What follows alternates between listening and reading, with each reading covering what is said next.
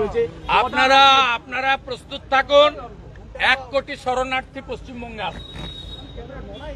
বাংলাদেশে হিন্দু কতল চলছে। রংপুরের কাউন্সিলর, নগর পরিষদের হারাধন নায়ক, তাকে খুন করা হয়েছে। সিরাজগঞ্জে 13 জন পুলিশ খুন হয়েছে, থানার মধ্যে 9 জন হিন্দু। নোয়াখালীতে হিন্দু বাড়ি পোড়ানো হয়েছে।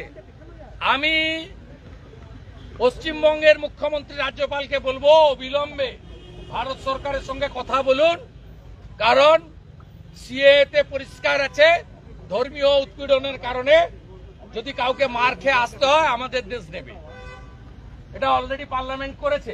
আমি আপনাকে বলছি, এই পরিস্থিতি যদি 3 দিনের মধ্যে কন্ট্রোল না হয়, জামাতের হাতে, মৌলবাদীদের হাতে বাংলাদেশ যাচ্ছে।